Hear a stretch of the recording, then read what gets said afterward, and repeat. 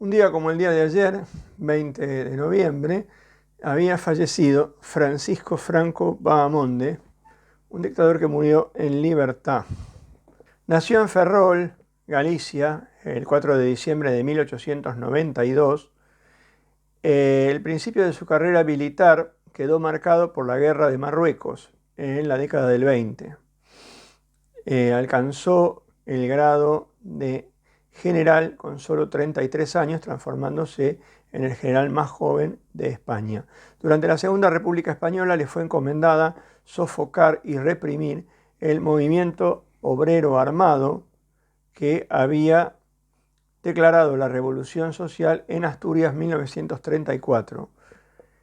Esta represión se transformó en un intento de golpe de Estado, es decir, pasaron a la siguiente fase.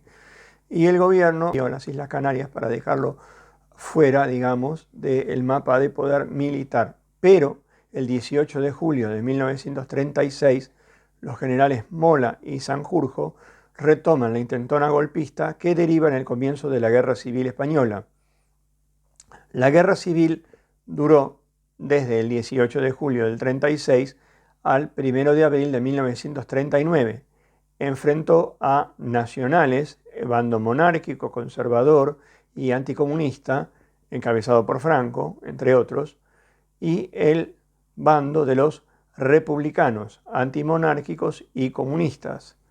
La división fue tan fuerte que hasta en familias era común que hubiera, por ejemplo, un hermano del bando azul, los nacionalistas, y otro del bando rojo, y que incluso se mataran entre ellos.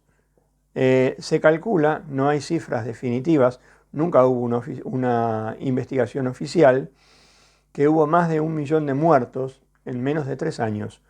Luego de la Guerra Civil, Franco, que fue quien la ganó, porque tuvo el aliado de la Alemania nazi, que bombardeó el pueblo vasco de Guernica, y la Italia fascista de Mussolini, que le envió tropas al sur de España, instauró una férrea dictadura.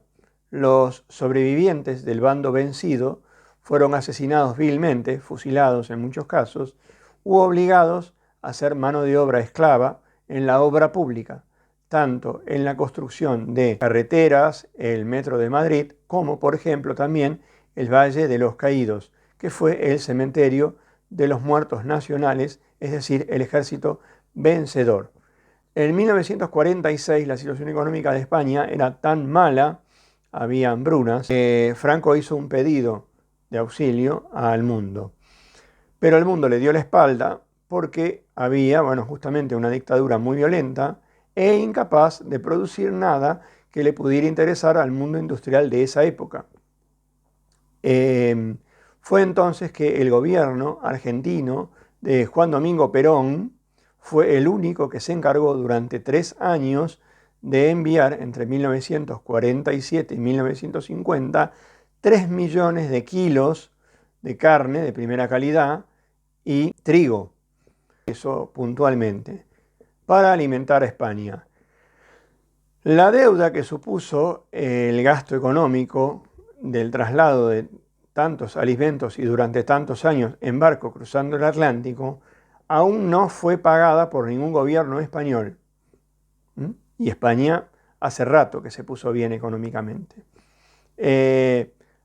También hay que decir que los únicos gobiernos argentinos que reclamaron dicha deuda fueron el del propio Perón en 1974, Raúl Alfonsín en 1984 y Néstor Kirchner en el 2004. ¿Será por eso que acá en España tienen tan mala fama justamente esos gobernantes? Claro, Macri no reclamó nada, y los demás gobiernos, los gobiernos militares, tampoco reclamaron nada. Por eso, para la prensa española y para muchos españoles, esos son los gobiernos de bien, los de gente de bien. Muy bien. Volviendo a la vida de Franco. El dictador se dio cuenta que debía bajar la dureza de su régimen. Claro, no podía seguir dependiendo de un solo país que le mandara alimentos. Y por lo tanto, se abrió un poco al mundo. Permitió establecer bases militares estadounidenses Dejó de reclamar la soberanía española en Gibraltar, que está en manos de los ingleses, así como en las Malvinas argentinas. Sin embargo, en la década del 70 ya sabía que estaba viejo y que moriría, algo que nos ocurre a todos inevitablemente.